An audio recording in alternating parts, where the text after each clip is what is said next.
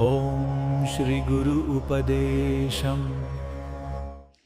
ఓం శ్రీ గురుభ్యో నమః. గురూపదేశం ఛానల్కి స్వాగతం. నేను Lakshmi. Drawing, music, art and craft teach చేసే టీచర్ని. ఈరోజు నేను శ్రీమద్ భాగవతంలోని భాగవత మహత్యాన్ని తెలియజేసే ఒక కథని మీ అందరికీ నేను చెప్పబోతున్నాను. పూర్వం తుంగభద్రా నదీ తీరంలో ఆత్మదేవుడు అని ఒక విప్రోత్తముడు ఉండేవాడు. అతను వేదాంగాలు తెలిసిన గొప్ప జ్ఞాని. అతను ఇతరులకు సహాయపడుతూ అందరికీ మంచి చేస్తూ ఉండే ఒక సద్భావన కలిగిన వ్యక్తి. అతని పూర్వజన్మ కర్మమో లేకపోతే అతను చేసుకున్న పాపమో తెలియదు, కానీ ఇందుకు విరుద్ధంగా అతని భార్య పరమ గయ్యాళిగాను, ఎప్పుడూ ఇతరులతోనూ భర్తతోనూ గొడవ పెట్టుకునేదిగాను ఉంటుంది. ఆవిడ పేరు దుందులి. ప్రతిరోజు భర్త బయట నుంచి ఇంటికి రాగానే వచ్చిన వెంటనే భర్తతో గొడవ పడుతూ అతనికి ఎప్పుడూ మనశ్శాంతి లేకుండా చేస్తూనే ఉండేది. అతనికి అనంతమైన సంపద ఉంది, బోళ్ళంత జ్ఞానం ఉంది, కానీ సంతానం మాత్రం లేదు. ఇదంతా భార్యతో గొడవలు ఇవన్నీ చూసిన అతను తన జీవితం పట్ల విరక్తి చెంది ఆత్మత్యాగం చేసుకుందామని అనుకుంటాడు. అలా నిర్ణయం తీసుకుని అడవికి వెళ్ళిపోతాడు. అతనికి దాహం వేసి ఒక చెరువు దగ్గర నీరు తాగుదామని అటువైపుగా వెళ్తుంటే అక్కడ ఒక ముని ఇతనికి తారసపడతాడు.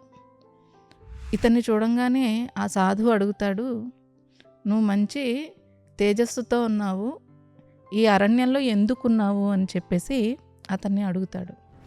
అడిగితే నేను నా జీవితాన్ని పరిసమాప్తి చేసుకుందామని ఇక్కడికి వచ్చాను అని చెప్పి గురువుతో చెప్తాడు.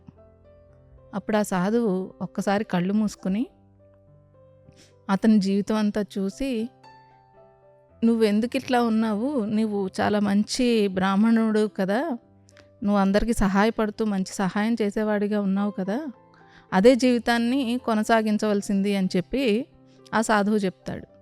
లేదు, నాకు కనీసం సంతానం కూడా లేదు, ఉంటే అది చూసుకునేనా నేను నా జీవితాన్ని కొనసాగించేవాడిని, నాకు సంతానం కూడా లేదు, మీరు నాకు సంతాన భాగ్యాన్ని కనుక కలిగిస్తే నేను నా నిర్ణయాన్ని మార్చుకుంటాను అని చెప్పి గురువుగారిని అడుగుతాడు.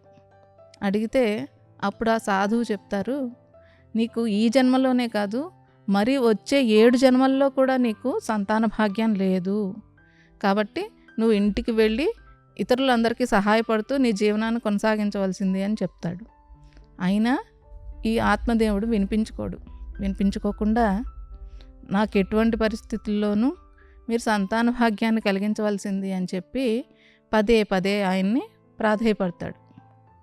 అప్పుడు సాధువు చెప్తాడు, నువ్వు నేను ఎంత చెప్తున్నా వినిపించుకోవట్లేదు, నీకు సంతాన యోగం లేదు, కానీ నువ్వు కావాలంటున్నావు, నేను నీకు ఆ భాగ్యాన్ని కలిగించుస్తాను నా తపోశక్తి చేత, కానీ నీకు ఎలాంటి ఆ సంతానం పట్ల ఎలాంటి ఒక మనశ్శాంతి నీకు ఉండదు అని చెప్పి ఆయన మరీ హెచ్చరిస్తాడు. అయినా వినిపించుకోడు ఆత్మదేవుడు. నాకు ఎటువంటి పరిస్థితుల్లోనూ సంతాన భాగ్యం మీరు ఇవ్వవలసినది అని చెప్పి ప్రాధేయపడతాడు. అప్పుడు ఆ సాధువు ఒక పండును సృష్టించి, ఈ పండును ఇంటికి తీసుకువెళ్ళి నీ భార్య చేత తినిపించవలసింది, ఆమె గర్భం దాల్చి ఒక మంచి పుత్రుడు జన్మిస్తాడు అని చెప్పి ఆయన చెప్తాడు. కానీ ఇందుకు కొన్ని నియమాలు ఆమె పాటించవలసి ఉంటుంది అని కూడా సాధువు చెప్తాడు. ఆ నియమాలు ఏమిటండి అని చెప్పి ఆత్మదేవుడు అడుగుతాడు. అడిగినప్పుడు సాధువు చెప్తాడు, 1 సంవత్సరం పాటు ఆమె ఒంటిపూట భోజనం మాత్రమే చేసి ఎప్పుడూ సత్యమే మాట్లాడుతూ ఇతరులందరితోనూ ప్రియభాషణ చేస్తూ అందరికీ సహాయం చేస్తూ ఎన్నో దాన ధర్మాలు, మంచి కార్యాలు, పుణ్యకార్యాలు చేయాలి అని చెప్పి నియమం విధిస్తాడు సాధువు. ఆత్మదేవుడు చాలా ఆనందంతో ఇంటికి వెళ్ళిపోతాడు. ఇంటికి వెళ్ళిపోయిన ఆత్మదేవుడు తన భార్యను పిలిచి జరిగిన వృత్తాంతం అంతా చెప్పి ఈ పండును నీవు స్వీకరించవలసింది అని చెప్పి చెప్తాడు. చెప్పంగానే మీరు అక్కడ పెట్టండి, నేను స్నానం చేసి వచ్చిన తర్వాత ఆ పండును తీసుకుంటాను అని చెప్పి భర్తతో ఆమె చెప్తుంది. చెప్పినా కానీ ఆయన అంటాడు, నువ్వు ఇప్పుడే నా ఎదుట్టుగానే నీవు ఆ పండును స్వీకరించవలసింది అని ఆయన చెప్తాడు. చెప్తే ఈమె కోపం తెచ్చుకుని గట్టి గట్టిగా అరుస్తుంది. అరవంగానే ఇంకా అతను చేసేదేమీ లేక అక్కడి నుంచి వెళ్ళిపోతాడు. ఈమెకి ఆ పండు తీసుకోవడం ఇష్టం ఉండదు, ఎందుకంటే దానికి బోల్డని నియమాలు పాటించాల్సి ఉంది కాబట్టి. ఆమె సహాయం కోసం, సలహా కోసం తన చెల్లిని తీసుకొస్తుంది. పిలుచుకొచ్చి ఇదంతా జరిగినదంతా ఆమెకి చెప్తుంది. చెప్తే అప్పుడు ఆమె చెప్తుంది, నేను నీకు సహాయం చేస్తాను, నువ్వు ఇలా ఏమీ చేయక్కర్లేదు, నేను ఈ మాసంలోనే గర్భవతిని అయ్యాను, సో నువ్వు ఆ పండు తీసుకోకుండా నువ్వు గర్భవతిని అని చెప్పి నాటకం ఆడితే నేను నా బిడ్డను నీకు ఇచ్చేస్తాను, ఆ బిడ్డను నువ్వు కన్నబిడ్డగా నీ భర్తకు చెప్పవలసింది అని చెప్పి ఆమె సలహా చెప్తుంది. సలహా చెప్తే ఆ సలహా దుందులకి బాగా నచ్చుతుంది. నచ్చి ఆ ప్రకారంగానే చేద్దామని వారు నిర్ణయించుకుంటారు. చెల్లిని వాళ్ళ ఇంటికి పంపించేస్తుంది. పంపించేసిన తర్వాత ఈమె భర్తతో చెప్తుంది, నేను ఆ పండు తీసుకున్నాను అని చెప్పి. తర్వాత ఆమె గర్భం దాల్చినట్టుగా నాటకం కూడా ఆడడం మొదలు పెడుతుంది. అప్పుడు ఆ సాధువు ఇచ్చిన పండుని అసలు ఇది నిజమైన పండేనా, దీని ప్రభావం ఏమిటో తెలుసుకుందామని చెప్పి తన పెరట్లో ఉన్న ఆవుకి ఈ ఫలాన్ని తీసుకెళ్ళి ఇస్తుంది. ఆ ఆవు దాన్ని తీసుకుని ఆ ఆవు కూడా గర్భం దాలుస్తుంది. ఇలా 9 నవమాసాలు పూర్తయిన తర్వాత తన ప్రసవం కోసం అని చెప్పి చెల్లెల వద్దకు వెళ్ళి ప్రసవాన్ని పూర్తి చేసుకున్నానని చెప్పి తనకు ఒక మగబిడ్డ కలిగాడు అని చెప్పి భర్తకి కబురు చేస్తుంది. ఇంటికి రాగానే తనకి ఆ బిడ్డకి పాలు ఇవ్వడానికి పాలు లేవని చెప్పేసి తన చెల్లిని ఇక్కడికి తీసుకొచ్చి నా దగ్గర ఉంచుకుంటాను అని చెప్పి భర్తతో చెప్తుంది. ఆయన కూడా సరేనని ఒప్పుకుంటాడు. ఆ బిడ్డని పెంచుతూ ఉంటారు. అతనికి దుందుకారి అని చెప్పి అతనికి నామకరణం చేస్తుంది. కొన్ని రోజులకి ఆవు కూడా మానవ శరీరంతోనూ ఆవు చెవులతోనూ ఉన్న ఒక బిడ్డని ఆవు కూడా ప్రసవిస్తుంది. అప్పుడు ఆత్మదేవుడు, ఓహో నాకు మంచి రోజులు వచ్చాయి, నాకు కొడుకు పుట్టడమే కాకుండా నా ఇంట్లో ఉన్న ఆవుకు కూడా కొడుకు పుట్టాడు అని చెప్పి ఆ కొడుకును కూడా తన కొడుకుగానే భావించి అతన్ని కూడా పెంచుతూ ఉంటాడు. ఆత్మదేవుడు ఆ కొడుకుకి గోకర్ణుడు అని చెప్పి నామకరణం చేస్తాడు. అంటే ఆవు చెవులు కలిగినటువంటి వాడు అని అర్థం. ఇలా జరుగుతూ ఉండగా ఈ గోకర్ణుడు మంచిగా విద్యాభ్యాసం చేస్తూ పెద్దవారి పట్ల వినయ విధేయతలతో పెరుగుతూ ఉంటాడు. ఇందుకు భిన్నంగా దుందుకారి మాత్రం చాలా చెడ్డ పనులన్నీ చేస్తూ చిన్నపిల్లల్ని పెద్దవాళ్ళని బాధ పెడుతూ వాళ్ళని అప్పుడప్పుడు తీసుకెళ్ళి నీళ్ళల్లో వేసి వాళ్ళు బాధపడుతూ ఉంటే చూసి ఆనందిస్తూ ఇలా వికృత చేష్టలన్నీ చేస్తూ ఉంటాడు. అలాగే పెద్ద అవుతారు ఇద్దరు. గోకర్ణుడు మంచిగా చదువుకుని చక్కని జ్ఞానవంతుడవుతాడు. కాగా దుందుకారి ఒక వ్యసనపరుడుగా తయారవుతాడు. తండ్రి యొక్క ఆస్తిని అంతటినీ పాడు చేసేసి దుష్టకార్యాలన్నీ చేస్తూ ఉంటాడు. అప్పుడు ఒకనాడు ఇది తట్టుకోలేక ఆత్మదేవుడు కొడుకుని పిలిచి మందలించబోతే దుందుకారికి చాలా కోపం వచ్చి తండ్రిని కొట్టడం ప్రారంభిస్తాడు. తండ్రిని కొడుతూ ఉంటే తల్లొచ్చి అడ్డుపడదామని అడ్డుపడితే తల్లిని కూడా కొడుతూ ఉంటాడు. ఇలా రోజు తల్లిదండ్రులని కొడుతూ బాధ పెడుతూ వాళ్ళకి నరకం అంటే ఏమిటో ప్రతిరోజు చూపిస్తూ ఉంటాడు. ఇట్లా ఉన్నప్పుడు ఒకసారి గోకర్ణుడు ఇంటికి వస్తాడు. ఇంటికి వచ్చి తల్లిదండ్రులను చూసి అమిత బాధపడి వారికి ఒక సలహా చెప్తాడు. నాన్న, మీరు ఇక్కడ ఉండి ఈ బాధలు అనుభవించే కన్నా అరణ్యంలోకి వెళ్ళిపోయి అక్కడ మీరు తపస్సు చేసుకుంటూ మీ శేష జీవితాన్ని గడపవలసింది అని చెప్పి ఒక సలహా ఇస్తాడు. సరేనని చెప్పి తండ్రి వెళ్ళిపోతాడు. తండ్రితోటి ఆత్మదేవుడితో పాటు దుందులు వెళ్ళడానికి నిరాకరిస్తుంది. కొడుకు దగ్గరే ఉండాలని ఆమె అనుకుంటుంది. ఇలా అరణ్యంలోకి వెళ్ళిపోయిన ఆత్మదేవుడు ప్రతిరోజు జపం చేసుకుని తన జీవితాన్ని చాలిస్తాడు. ఇక్కడ దుందులి కొడుకు చేత నానా రకాల బాధలు పడుతూ వాటిని తట్టుకోలేక ఆత్మాహుతి చేసుకుని చనిపోతుంది.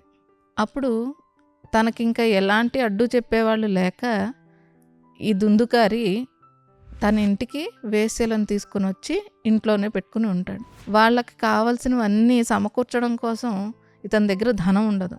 అందుకని అతను దొంగతనాలు చేయడం కూడా మొదలు పెడతాడు. రకరకాల చోట్లకు వెళ్ళి బోళ్ళంతా ధనాన్ని అంతా దొంగతనం చేసి తీసుకొచ్చి వారికి ఇస్తూ ఉంటాడు. ఇలా కొంతకాలం గడిచిన తర్వాత ఆ 5 వేశ్యలు ఒకనాడు అనుకుంటారు, ఇతను చాలా దొంగతనాలు చేసేశాడు, రాజుగారికి ఎప్పుడో అప్పుడు ఇతను పట్టుబడిపోతే మనం కూడా అతనికి సహాయం చేస్తున్నందుకు గాను మనకు కూడా శిక్ష పడుతుంది అని చెప్పేసి మనం ఇతన్ని చంపేసి మనం ఈ ఉన్న సంపదనంతా తీసుకుని మనం పారిపోదామని చెప్పి వాళ్ళు అనుకుంటారు. అనుకుని అతన్ని చంపేస్తారు. తర్వాత కొన్ని రోజులకి గోకర్ణుడు ఇక్కడికి వస్తాడు. వస్తే చూస్తే తల్లి ఉండదు, చచ్చిన శవమై తన తమ్ముడు దుందుకారి కనపడతాడు. బాధపడుతూ అతనికి అంత్య సంస్కారాలన్నీ పూర్తి చేస్తాడు. పూర్తి చేసిన తర్వాత ఇంటికి వచ్చి పడుకుంటే అతనికి తన తమ్ముడైనటువంటి దుందుగారి మాటలు వినపడుతూ ఉంటాయి, రోదన వినపడుతూ ఉంటుంది.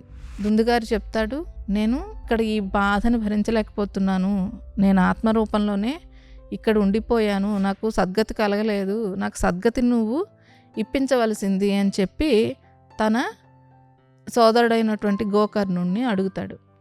గోకర్ణుడు తీర్థయాత్రలన్నీ చేసి ఎక్కడెక్కడ అతనికి తిలోదకాలు పిండతర్పణాలు ఇవ్వాలో ఆయా పుణ్యక్షేత్రాలకు వెళ్ళి అన్నీ చేస్తాడు.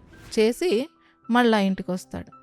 ఇంటికి వచ్చినాక మళ్ళా సేమ్ అలాగే అతనికి మళ్ళా తన అన్న అయినటువంటి దుందుగారి మాటలు వినపడుతూనే ఉంటాయి. నేను ఇంకా చాలా బాధపడుతూనే ఇక్కడే ఉన్నాను, నన్ను ఉద్ధరించవలసింది అని చెప్పి పదే పదే తన తమ్ముణ్ణి ప్రార్థిస్తూ ఉంటాడు. ఏం చేయాలి అని చెప్పి చాలామందిని అడుగుతాడు. అడగగా ఇంకా చేసేదేమీ లేక ఒకనాడు సూర్యుడికి అర్ఘ్యం ఇస్తాడు. అర్ఘ్యం ఇస్తూ, ఓ సూర్యదేవ, ఇలా నా అన్నగారు ఆత్మరూపంలో పిశాచ రూపంలో బాధపడుతున్నాడు, అతన్ని ఉద్ధరించడానికి నేను చేయాల్సిన కార్యక్రమం ఏమిటి అని సూర్యభగవానుడిని అడుగుతాడు. అప్పుడు సూర్యుడు చెప్తాడు, నువ్వు అమిత శ్రద్ధగా భాగవత సప్తాహం చేయవలసింది అని చెప్పి సూర్యనారాయణమూర్తి ఆజ్ఞ ఇస్తాడు. ఆ ఆజ్ఞను తీసుకుని సరే అని అనుకుని ఒక మంచి సుముహూర్తం చూసి అతను ఈ భాగవత సప్తాహాన్ని ప్రారంభిద్దామని అనుకుంటాడు. ఇంత గొప్ప భాగవత సప్తాహం చేస్తున్నాం గనక ఒక్క మా అన్నయ్యే ఉద్ధరింపబడ్డం కాకుండా మొత్తం అందరూ ఉద్ధరింపబడాలనే ఉద్దేశంతో ఊరిలో ఉన్న జనాలందరినీ కూడా అతను పిలుస్తాడు. పిలిస్తే ఈ పిశాచ రూపంలో ఉన్న దుందుకారి అక్కడికి వచ్చినా ఎక్కడ ఉండాలో అతనికి చోటు తెలియదు, ఎక్కడ కూర్చోవాలో అతనికి అర్థం కాదు. అప్పుడు మంత్రోచ్చారణతో చేసిన ఒక వెదురును అక్కడ ప్రతిష్ఠించి దీని మీద నువ్వు ఆవహించి కూర్చోవలసింది అని చెప్పి గోకర్ణుడు తన అన్నగారైనటువంటి దుందుగారికి చెప్తాడు. ఆ వెదురు కర్రను ఆశ్రయించి అతను ఉండి ఈ 7 రోజులు భాగవతాన్ని విని ఒక్కొక్క రోజు అవుతున్న కొద్దీ ఆ వెదురు కర్ర కాస్త కొంచెం క్షీణించి 7 రోజులు పూర్తయ్యేటప్పటికి అది క్షయం అయిపోయి అతనికి సద్గతి కలుగుతుంది. అప్పుడు ఈ గోకర్ణుడు మిగతా వారు ఎందుకు ఉద్ధరింపబడలేదా అని ఆలోచిస్తూ ఉంటాడు. ఆలోచిస్తూ ఉంటే అప్పుడు చెప్తారు, మిగతా వారందరూ కూడా ఏదో వినాలి అన్న ఉద్దేశంతో మాత్రమే విన్నారు, కానీ దుందుకారికి అలా కాదు, తను మొత్తం తన జీవితాన్ని ఉద్ధరింపబడాలి అని చెప్పి తదేక దీక్షతోనూ శ్రద్ధతోనూ విన్నాడు కాబట్టి అతనికి ఆత్మ ఉద్ధరణ జరిగింది అని చెప్పి చెప్తారు. అప్పుడు ఈ గోకర్ణుడు ఇదే విషయాన్ని వచ్చిన వారందరికీ మళ్ళా చెప్పి ఈసారి మీరు వినేటప్పుడు చాలా శ్రద్ధ వహించవలసింది అని చెప్పి వారికి సందేశం ఇస్తాడు. మళ్ళా రెండోసారి కూడా గోకర్ణుడు ఈ భాగవత సప్తాహాన్ని చేస్తాడు. చేసినప్పుడు మిగతా వారందరూ కూడా ఆ పురాణాన్ని పూర్తిగా విని వారు సద్గతిని పొందుతారు. ఇలా ఈ కథ నుంచి మనం తెలుసుకోవాల్సింది ఏంటంటే, మనం కేవలం ఏదో వింటున్నాము అని కాకుండా శ్రద్ధ పెట్టి వినడం వల్ల ఆ భాగవతం కానీ, భారతం కానీ, రామాయణం కానీ ఇట్లాంటివి మనం వినడం వల్ల మన జీవితాలు ఉద్ధరింపబడతాయి అనేది శాస్త్రవాక్యం. ఇలా ఈరోజు కథ ముగిసింది. మళ్ళా వచ్చే భాగంలో నేను మరో కథతో మీ ముందరికి వస్తాను. అంతవరకు చూస్తూనే ఉండండి గురూపదేశం ఛానల్. ఈ కథ మీకు నచ్చినట్లయితే మీ స్నేహితులతోటి, మీ చుట్టాలతోటి, మీ బంధువులతోటి షేర్ చేసుకోండి. మరిన్ని మంచి మంచి కథల కోసం గురూపదేశం ఛానల్ని సబ్స్క్రైబ్ చేయండి. నమస్తే.